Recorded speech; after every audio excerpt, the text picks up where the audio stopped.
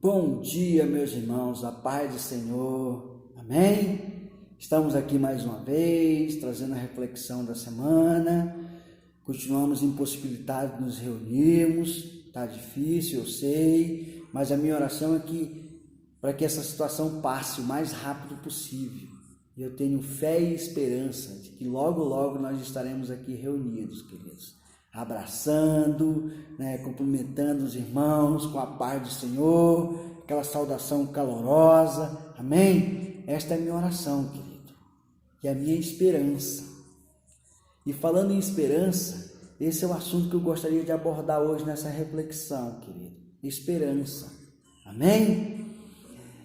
É um assunto muito pertinente para os nossos dias. Por isso eu gostaria de abordar com você. Então eu quero convidar você nesse momento agora a fechar seus olhos e fazer uma oração comigo. Amém, meus queridos? Senhor, muito obrigado por esse dia que o Senhor nos dá. Obrigado pelo fôlego de vida que o Senhor tem nos dado. Espírito Santo de Deus, ministre o nosso coração nesse dia. Essa é a minha oração, no nome de Jesus. Amém, amém. Então, meus queridos, esperança. Tem um ditado popular aí fora que fala que a esperança é a última que morre. Mas quando nós analisamos na palavra de Deus esse ditado, nós vemos que ele não tem fundamento e não tem base bíblica para isso. Por que ele não tem fundamento e ele não tem base bíblica? Porque nós sabemos que a nossa esperança, ela não morre, ela é eterna. Ou seja, a Bíblia fala que Jesus morreu, mas ao terceiro dia ele ressuscitou. Ou seja, nossa esperança agora é eterna em Cristo Jesus. Ele é a nossa esperança, meu filho. Sabe, eu gosto muito daquela poesia de Paulo lá em 1 Coríntios 13, quando ele fala sobre o amor. E lá no finalzinho ele diz assim: permanecei, pois, a fé, a esperança e o amor. O que o apóstolo Paulo está nos dizendo aí, querido? Que a esperança ela é eterna. A nossa esperança ela é eterna, querido. Amém? Então, se a nossa esperança é eterna, por que nós passamos por situações difíceis? Meus queridos, passar por situações difíceis é inerente ao cristão. Todos nós, em determinados momentos, iremos passar por situações difíceis. A questão é como nós iremos sair dessa situação. Essa é a grande questão, querido. Por isso que no Evangelho, Jesus fala assim: no mundo tereis tribulação, mas tem de bom ânimo, eu venci o mundo. O que Jesus está querendo nos dizer com isso, querido? Que independente da situação, Ele está conosco, Ele é conosco. Sabe, querido, muitas das vezes nós passamos por situações que nós dizemos: o que aconteceu comigo? Por que eu estou passando por isso? Situações terríveis, parece que aquela nuvem preta, ela parou em cima de nós e parece que aquela nuvem não vai passar. E nós nos perguntamos: o que eu fiz? O que está acontecendo? Deixa eu falar uma coisa para você. Você se questionar, fazer esse tipo de questionamento é normal. E o que não é normal? É você ficar somente no questionamento, querido. Nós precisamos aprender, nos momentos difíceis, buscar o Senhor Jesus, porque Ele é a nossa esperança. Ele é a nossa esperança. Sabe, querido? Eu estava lendo agora pela manhã a história de Jairo. A Bíblia diz que Jairo, quando foi ter com Jesus, a filha dele já estava morta. É tanto que quando ele está falando com Jesus, chegam as pessoas lá: sua filha já morreu, por que ainda incomodas o mestre? Querendo dizer assim para Jairo: Jairo, acabou, não tem mais jeito, morreu. É o fim de vida. Era mais ou menos isso que aquelas pessoas queriam passar para Jairo ali, querido. Mas Jesus, ouvindo aquelas palavras, aquilo entrou no coração de Jesus. E Jesus falou assim: não, calma, vamos lá na sua casa. Vamos lá na sua casa. E a Bíblia fala que Jesus foi na casa de Jairo. E Jesus orou por aquela menina: levanta-te e anda.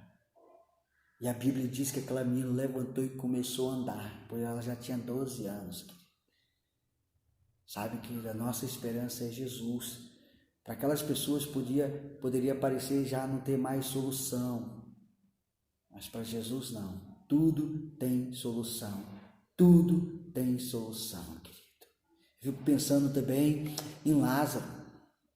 A Bíblia fala que Jesus, ao se aproximar de Marta, Marta começa a falar com Jesus: ó Senhor Jesus, Lázaro era seu amigo, se você estivesse aqui ele não teria morrido, ele não teria passado por isso. Querido, eu acredito que Jesus ouve Marta muito mais para que Marta desabafasse o que estava no coração dele. Porque nós sabemos da história. Nós sabemos da história. A Bíblia fala que já havia mais de 3 dias que Lázaro havia morrido. E Jesus foi no túmulo e mandou remover a pedra, querido. Mandou remover a pedra. Meus queridos, o que eu quero dizer com isso? Jesus é a nossa esperança. Nós temos que fazer a nossa parte. Qual que é a nossa parte? Remover a pedra. Remover esses entulhos que estão em nós. E Jesus irá operar. Ele falou: Lázaro, vem para fora, meu filho. Aí não é seu lugar. Querido, passar por situações difíceis, todos nós iremos passar. Mas ali não é o nosso lugar. Jesus está nos convidando a passarmos de fase, a sairmos dessa situação. Como? Com Ele. Com Ele. Remova a pedra. Querido, nós temos que aprender a buscar o Senhor Jesus nessas situações. Como que nós buscamos o Senhor Jesus? Em oração, meu querido. Em oração. Orando ao Senhor Jesus para que situações difíceis passem. E Ele vem e conosco Ele nos ajuda a passar por situações difíceis. Sabe? Eu gosto muito da história de Jó. A palavra de Deus fala que Jó estava passando por um momento muito difícil. Seus amigos já haviam abandonado, sua mulher já havia abandonado, né? Ou seja, a situação de Jó era terrível, terrível. Mas mesmo a situação de Jó sendo terrível, difícil, ele colocou a sua esperança no Senhor. Olha o que ele fala, querido. Porque há esperança para a árvore, que se for cortada, ainda torne a brotar, e que não cesse os seus renovos. Ainda que envelheça sua raiz na terra e morra o seu tronco no pó, contudo, ao cheiro das águas, seus ramos brotará como planta nova, meu querido. Jó sabia do Deus em que ele acreditava.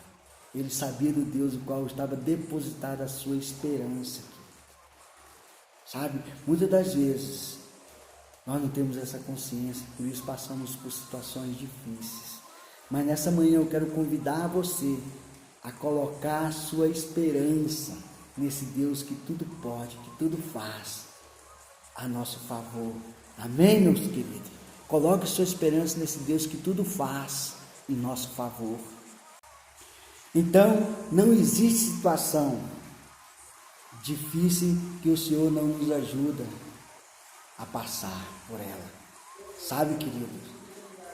Foi assim com Marta, né, com seu irmão Lázaro, foi assim com Jó, foi assim com muitas outras pessoas da Bíblia, querido. Passaram por situações difíceis, mas buscaram o Senhor.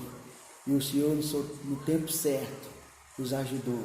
Por quê? Porque eles depositaram a esperança em Deus. Tem um salmo que eu gosto dele demais, demais.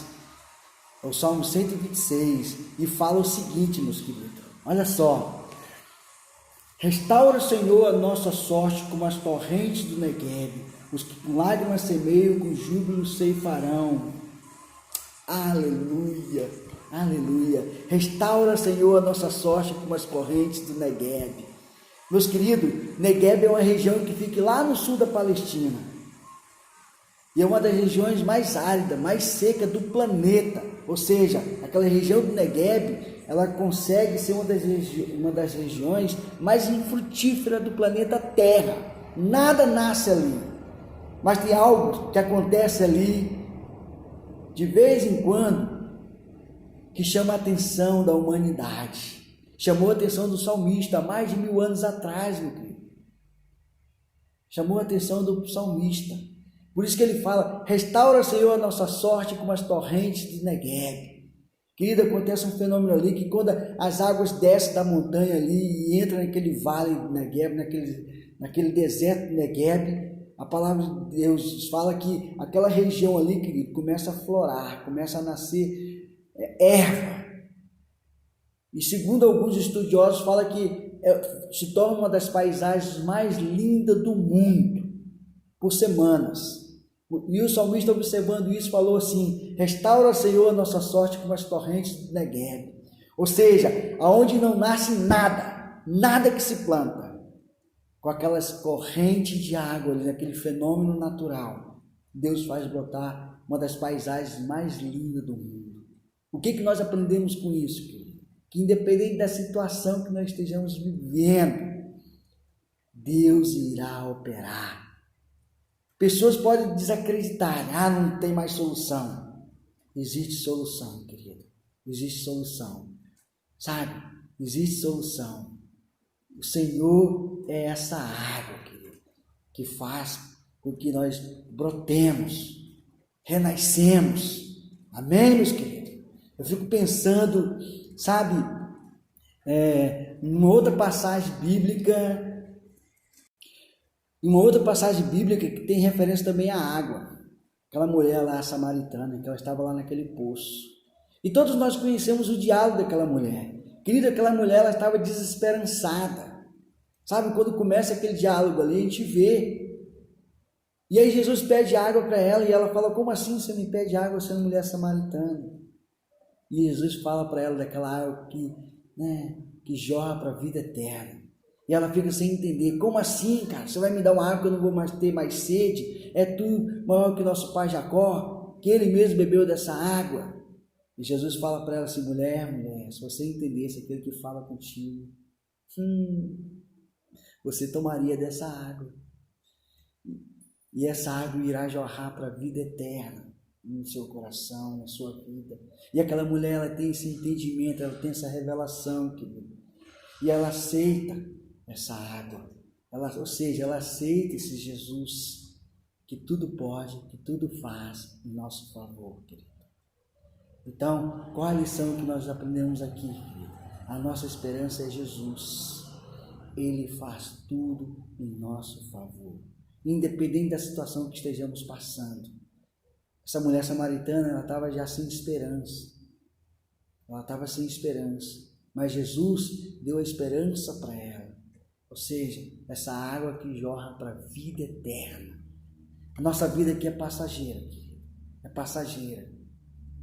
Logo, logo nós estaremos celebrando com Jesus.